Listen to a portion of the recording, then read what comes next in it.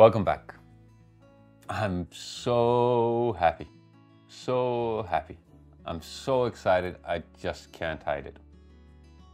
Okay, all joking aside, I've actually finally have the heater for the house properly set up and it's been fixed.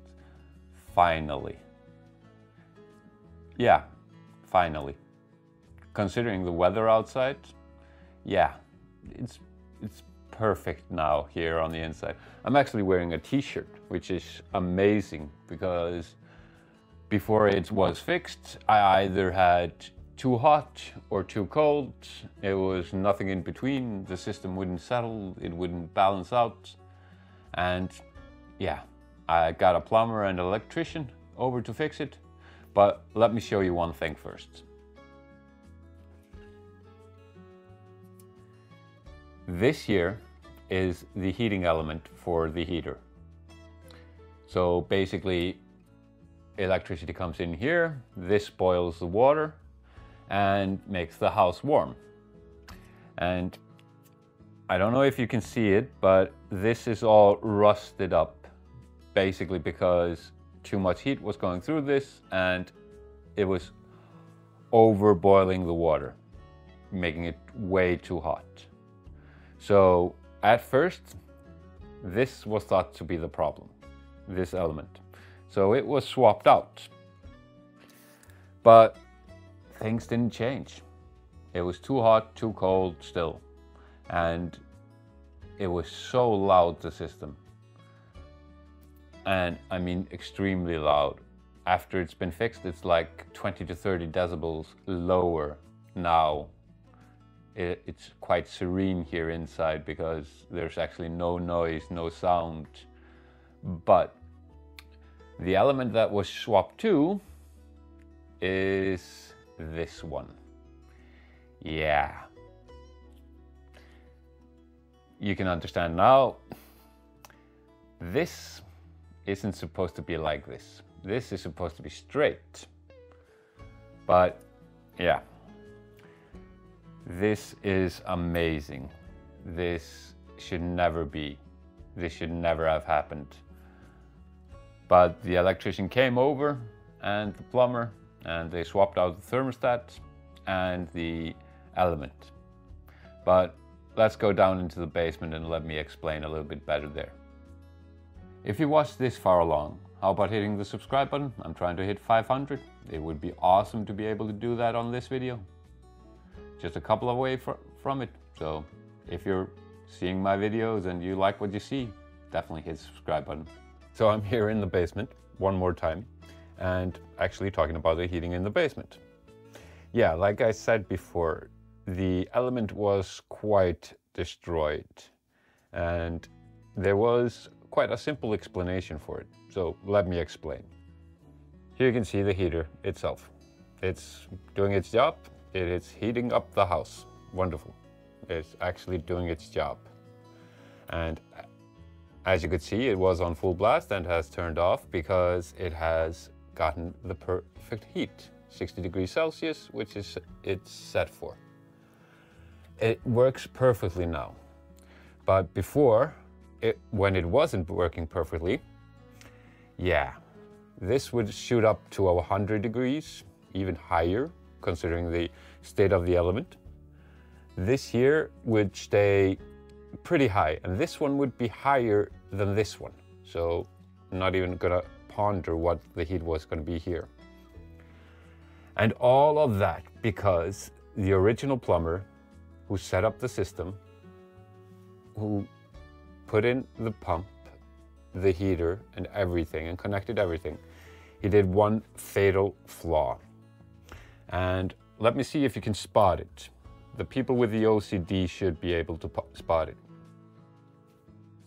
Yeah, the pump is now upside down because when the labels were turning right, it was actually not doing its job correctly. Because in that state, it was actually pulling water from the heater and putting it into the system again. But the correct way of doing it was actually pulling water from the radiators, the cold water, pushing it into the heater and back into the system and into the radiators again. So basically, because it was upside down, it was working overtime and it was pulling a lot of air into the system. But now it actually works perfectly and I'm actually getting correct heat for the house, not suddenly unbelievably way too loud, way too much heat, or not heating enough. And also the pressure is now much more lower because it doesn't need to be as high as it was. This is only around 1.5 bars, but previously it was around 2.5 bars on this one. This one was around 1.8 bars, but because it's reversed now, this now is only around 1 bar and this one is around 1.5 bar. So yeah, considering how cold it is outside now, it's wonderful to have the heating on. Which brings me on to the next thing, which is, I actually think I live in a winter wonderland. Let me show you.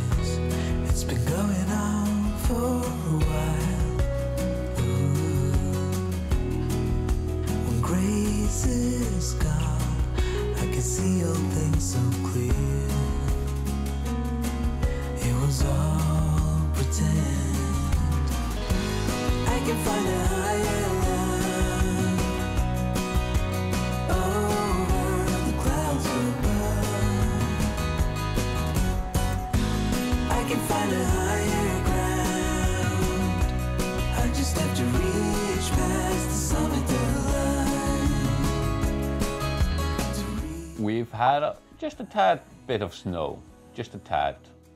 And yeah, this town looks like a winter wonderland. It's completely covered in snow and it looks awesome and it's so much fun just staying outside and taking Hugo for a walk and letting him play in the snow. He absolutely loves it, digging in the snow.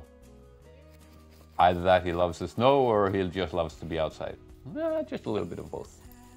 Yeah, I'm hoping it's the snow.